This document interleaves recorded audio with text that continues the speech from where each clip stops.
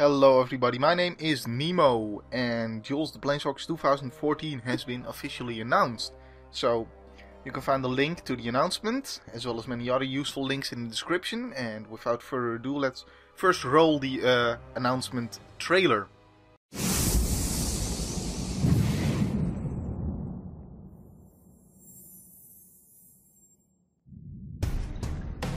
Your gifts of jewelry? Not my style. Your hospitality? No, thank you. Still, I think I'm beginning to warm up to you.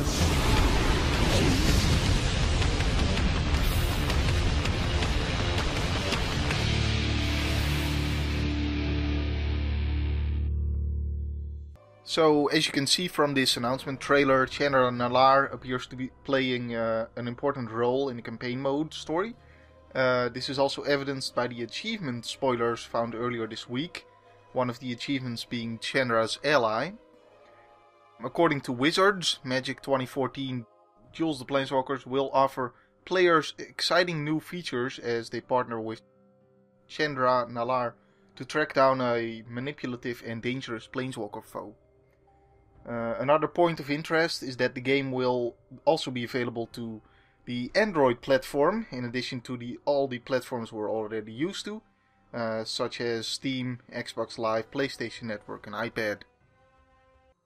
So first let's do some quick bullet points. There's going to be 10 new decks. This is the same as we are used to from the other Duels the Planeswalkers games, only Duels the Planeswalkers 2009 had 8 originally. And the others since have had 10. So I guess they settled then the number. There's 15 new encounters. Apparently they're still in the game then, I guess. I don't know. There weren't a lot of people who were very happy about the encounters. Let me show you what I'm talking about when I say encounter, by the way. I'm talking about these things, disturbing the nest and all that. They're not incredibly difficult or interesting, but who knows, maybe they've been redesigned and they're better this time around. Who can tell, right? There are at least easy ways to unlock decks, so there's that. There's also going to be 10 new puzzle challenges, so I'm always happy with the puzzle challenges. They're always good fun, so I'm happy those are returning. There's going to be a new game mode, and if we can believe the recent achievement spoilers, this is actually referring to sealed. So we may have a sealed game mode, and there may indeed be a sealed campaign mode as well. So that'll be very interesting, in fact. Definitely better than the arch enemy and plane chase. Although we have to see, it remains to be seen how they implement sealed in Duels the Planeswalkers, if they do indeed, because this information is from the leaked achievements, and we don't know if those are for real, but given the fact that those were leaked pretty much the same week as this whole announcement coming out, we can pretty much assume they're real, but you know, you never know. So, anyways, if true, it's going to be amazing. I'm very much looking forward to it. So, and there's going to be core set cards from Magic 2014 in the new Duels the Planeswalkers game, just like there were in 2012 and 2013. So we're going to be seeing some new cards that will first make their debut in the Duels the Planeswalker game.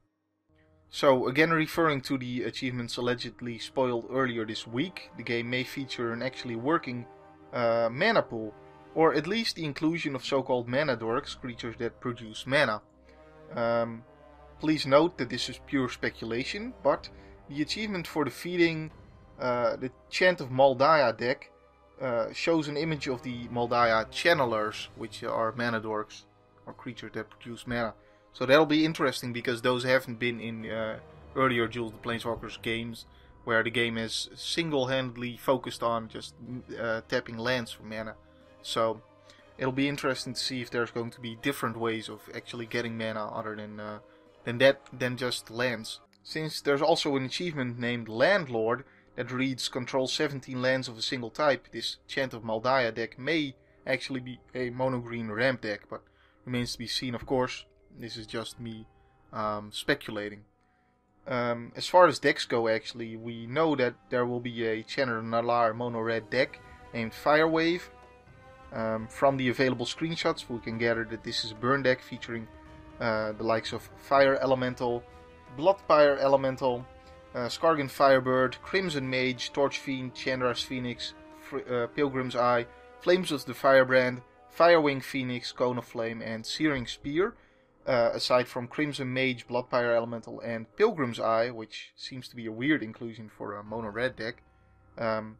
All these cards are familiar from the burn deck in Duels of the Planeswalkers 2012. The deck will likely be similar in playstyle and power level, I can only imagine. Another known deck is Hunter Strength, which seems to be another green Stompy Garruk deck. This deck features Garruk's Companion, Gloom Widow, Prey Upon, and Bramble Crush. There also appears to be a deck named Moorland Zombies, featuring Walking Corpse and Ghoul Razor. I'm always interested in the zombie decks, not so much in the green Stompy decks. I much prefer the Tree Folk deck as a mono green deck in Duels of the Planeswalkers 2012. I'd rather see a return of a deck like that, but you know, there's got to be a mono green deck, I guess. But I'd rather it be a little bit more interesting than the beast decks that Garruk always has. I don't know. Don't seem to be too interesting to me, and they're always a little bit underpowered as well. So from the spoiled achievements, we can also see some other deck names, such as Masks of the Dimir. Obviously, this would be a black and blue deck. There's also Enter the Dracomancer. This may be another Shark and Vol Dragon deck, I assume, like the ones that were in Duels 2009 and 2012. Avacyn's Glory is another deck. This will likely be at least white, but it may be multicolored. This deck may feature an alternative win condition, given some of the achievements hinting at such a thing, and having white art associated with them. I'm guessing that the alternate win condition, if there is indeed a deck like that, would probably be white, because of the art associated with the achievements. So there's the achievements called Bloodless Triumph and Sparer of Pawns. There's also the In It to Win achievement, which features the card art for Baron Glory, which is an alternate win condition card. So if that card is in the game, then definitely there's going to be an alternate win condition deck. And this may have some interesting implications if it's in the same deck as Avacyn Angel of Hope, or at least, you know, if that card herself is in the Avacyn deck. I would assume so. And if there's like flicker cards or something like that, there could be interesting combos there. Lastly, there's a Sliver Hive deck, according to these achievement spoilers. And obviously there would be a 5-color Sliver deck. Hopefully this won't be as overpowered as it sounds, because, well, it kind of has the potential to be the sadistic hellspawn of an unholy union between Mana Mastery and Goblin Gangland. It's giving me the shivers, or should I say slivers. Just thinking about it. Hey, that was a good one, wasn't it? Anyways, of course there's also the Chant of Maldaya deck that I mentioned already, which you can also find in the achievement spoilers. Of course, these 5 decks mentioned in the achievements don't really sound like they're tied to a Planeswalker per se, so it may be like Duels of the Planeswalkers 2013, where we have 5 monocolored decks tied in with a Planeswalker, in this case at least Chandra and Garruk, and 5 decks that may or may not be multicolored, which are not tied to a Planeswalker at all, but more focused on a certain card or theme instead. There's also this guy called Ramaz mentioned in the achievements, who's probably the campaign end boss.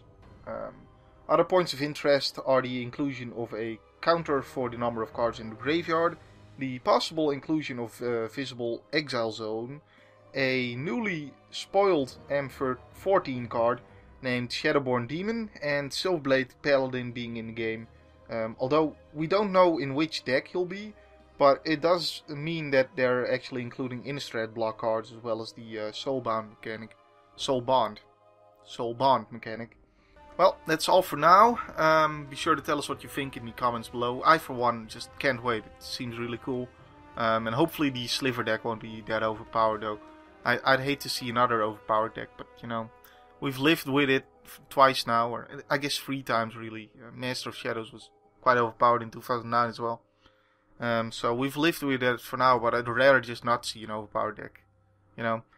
Anyways, so be sure to rate, comment, and subscribe. My name's been Nemo, and I will still be Nemo next time. And I guess I'll leave you with some of the screenshots I've gathered from the interwebs. Thanks for watching. Have a great day.